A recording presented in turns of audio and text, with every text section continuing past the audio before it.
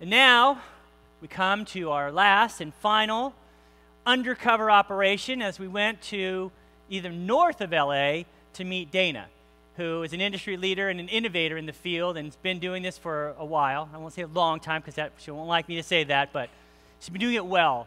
And when you listen to her talk about how she organizes and then you listen to her clients talk about her, you'll get some clues about what you want your people saying about you. Looking at them, I'm saying, you know, people think that organizing is just about their things. And I say it's not. Organizing is about your stuff and your emotions about the stuff, and it's actually more than 50% about the emotions about the stuff. Because if it was just about the stuff, it would be very easy. There's no emotions about things. So that's a different, when I'm starting off right away with people saying that we're really looking at the emotional root behind why things are the way they are. And we're also not ginger about getting to those roots, because if you don't get to them, you're just going to have a clean house, and then 2 weeks later it's going to ball up again. So we're also really straightforward. That's why when we're saying we're coming in with a team, it's like a SWAT team. It's like no nonsense. If we're going to organize your garage, we're not just doing the surfaces. It's either we do the whole thing or we wait until you can afford to hire us to come back to do the whole thing, because that's the only way the true benefit is going to happen. So how does she do that? She does it with a team. And her backstory is single mother who founded a family-friendly business. She's a proponent of team organizing, which you see her trucks and all of her staff, and it's a phenomenal thing when they roll up on scene and come out and just go for it. I mean, and they go for it in such a compassionate way. You can't help but admire what they do, and I think that's why she's been so successful since 2005, because she blends technique and tools and everything with the personal side of it. I think what made me change my focus of this to the client is this person, because you can't imagine losing your husband, losing your mother, sorry, your father, losing your 2 children, your only 2 children, all around the same time. And that's what happened to this person. And this is how Dana and her team organized and helped her get through it. Which was just, she has pictures. It was boxes everywhere, folders everywhere, that I even remembered where I had put the folder was kind of extraordinary. But I think it was after my daughter was placed into a care facility. Or was she still here? No, she had just been placed. She had just been placed in a care facility out of county. And I thought that it was time for me to do it. And I had a lot of things of my husband's and my son's and my daughter's that I needed to go through. And I had a lot of papers, and I had a lot more stuff. And so I made the call. It was very difficult for me to do, and because as she spoke about earlier out in the driveway, I had a lot of shame and a lot of guilt that I had acquired so much, so many things, just so many things, and it was very difficult for me to say, all right, I can get rid of that now, because everything that I have, or everything that I needed to get rid of, was letting go of part of my children and part of my husband and part of the other life that I had. But sorry. So I did not know her when she came, and she was just so kind and so professional, and she let me cry, and she let me go through this entire story. And right then and right on that table on her computer, she came up with a plan, just as just as professional and as cheerful as could be and as understanding as she could be.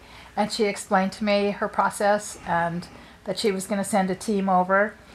And I sort of panicked, and I've told her this, that she wasn't going to be here because I immediately felt so comfortable with her.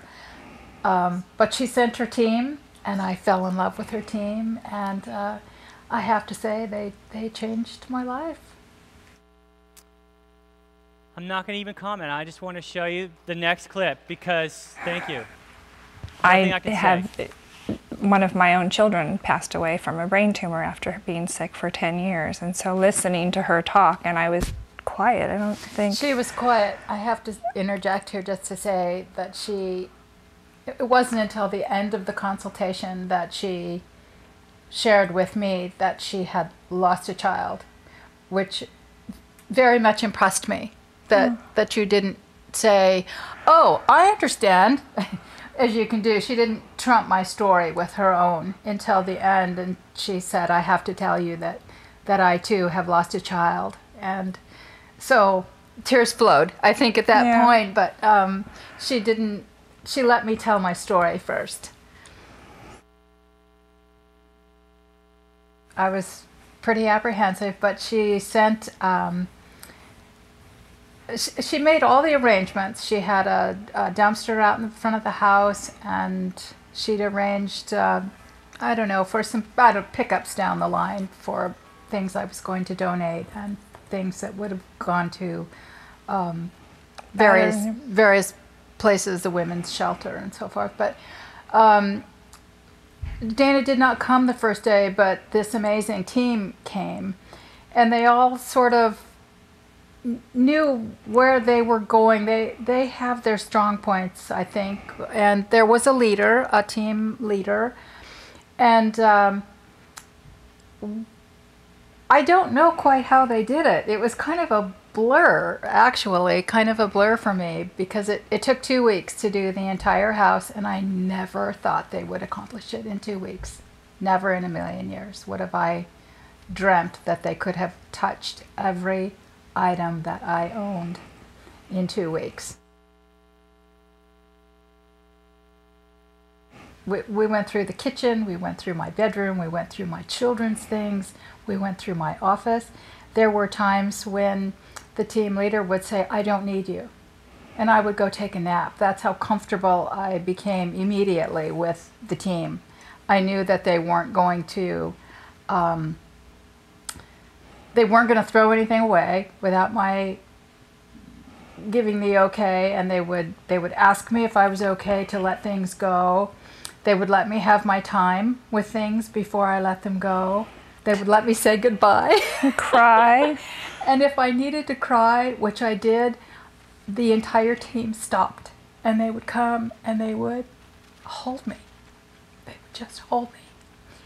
And then they would go back to work. And I found that to be so compassionate, and it gave me the strength to do the next 10 minutes. I knew I needed to organize. I always started with my son's t-shirts. So, as you can imagine, if you start with something that you can't let go of, you walk away. Because I would hold up a t-shirt and I would fall apart.